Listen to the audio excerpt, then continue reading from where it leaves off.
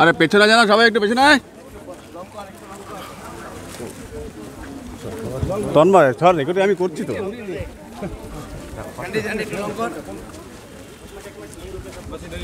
यहीं रुकिए सभी, मीडिया कर्मी प्लीज यहीं रुकिए सभी, प्लीज यहीं रुकिए, रुक जाइए आप लोग। ठीक है भाई,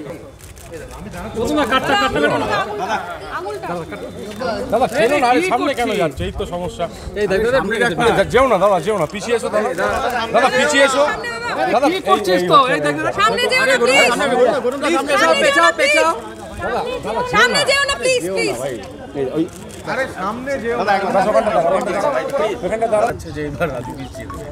এটা বিধায়ক ময়দানে। আরে বিধায়ককে কি বলবো, বিধায়ক কি জানতো? নিজের ওয়ার্ডে একজন সিটিং বিধায়ক, তিনি 3rd পজিশন পেয়েছেন। মানে বডি ল্যাঙ্গুয়েজ মানেটা কি? এখানে দাঁড়িয়ে কি ডিস্কো ডান্স করবো? Is is a policy. Shankar পড়াশোনা করেছে, এক শিক্ষক। আমার মনে হয় যে ওর বোধহয় বিজেপিতে গিয়ে নৈতিক পদচ্যুতি ঘটছে, মানসিক একটা কোনো সমস্যার মধ্যে আছে, সেই জন্য এই সমস্ত ইররেলিভেন্ট কথা বলে। ভোট শুরু হয়েছে 7টায়, কটা বুথে ওদের লোক আছে হিসাব করুক আগে। শঙ্কর ঘোষ কী বলছে আমি জানি না, তবে ডাবগ্রাম ফুলবাড়িতে বিধায়িকা যা করেছে তার পুনরাবৃত্তি যদি হয়, ইলেকশন কমিশন আছে, আমাদের কর্মীরা সজাগ আছে, আমরা রেস্টেন্ট থাকবো। কিন্তু ডাবগ্রাম ফুলবাড়িতে আমি রাস্তায় ছিলাম না, শিলিগুড়িতে গৌতম দেবও রাস্তায় থাকে।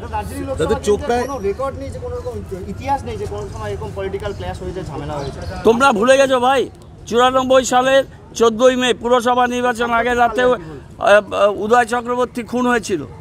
তখন শঙ্করবাবুরা কোন দলে ছিলেন? বড় বড় কথা বলছেন, হাতে ট্যাটু আর চে গুয়েভারার ছবি বুকে নিয়ে রাতারাতি তার রাজনৈতিক উত্থানের জন্য তিনি ডান থেকে রামে চলে যান।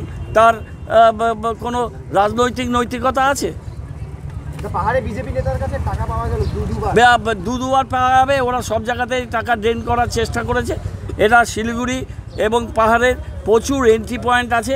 নেপালের পশুপতি সীমান্ত আছে, মিরিকের এদিকে ওপেন সীমান্ত আছে, এদিকে পানি ট্যাঙ্কি নেপাল আছে, ওদিকে গলগলিয়া আছে, ওদিকে কিষানগঞ্জ আছে, এদিকে বাংলাদেশের বিস্তীর্ণ এলাকা আছে, বিএসএফ আছে। এই সমস্ত জায়গাগুলো দিয়ে এই বিস্তীর্ণ এলাকা Siliguri is the most vulnerable area, এবং এগুলো করার জন্য বিজেপির লোকেরা, তাদের নেতৃত্ব, তারা চারিদিকে ছড়িয়ে আছে। তারা টাকার সুটকেস দিয়ে মানুষের টাকা লুট করা টাকা নিয়ে তারা বিভিন্ন জায়গায় বন্টনের চেষ্টা করছে।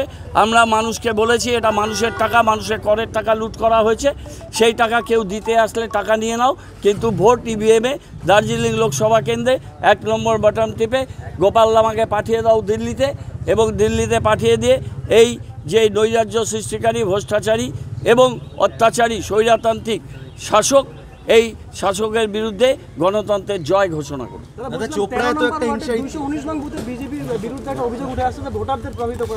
কোন নম্বর? 13 নম্বর ওয়ার্ডের 219 নং বুথে। ওটা আমরা দেখে দেবো, ওখানে মানিক আছে, আমার সাথে প্রতিনিয়তই কথা হয়। ভোটারদের প্রভাবিত করার চেষ্টা করছে, ইলেকশন কমিশন নিশ্চয়ই সরে যাবে। আমাদের কন্ট্রোল রুম থেকে নিশ্চয়ই অভিযোগ হচ্ছে। আমি এখনই একটু জাস্ট ওষুধ খেয়ে কন্ট্রোল রুমে যাব, ওখানে কিছুক্ষণ থাকবো, তারপরে যেখানে এক একটা ঘটনা হবে সেখানে আমি পৌঁছাবো। দাদা, চোপড়ায় তো একটা হিংসার ইতিহাস আছে, এবছর চোপড়ার অবস্থাটা কি? তৃণমূল যখন যেখানে রাজনীতি করে, নিষিদ্ধ গণতান্ত্রিক পরিবেশ এবং উৎসবের মেজাজ হবে। কোনো জায়গায় কেউ হিংসা চাপিয়ে দেওয়া হলো, তৃণমূল কংগ্রেস সেই হিংসার প্ররোচনায় পা দেবে না, এবং নির্বিঘ্নে শান্তিপূর্ণ উপায়। গণতন্ত্র হচ্ছে একটা উৎসব।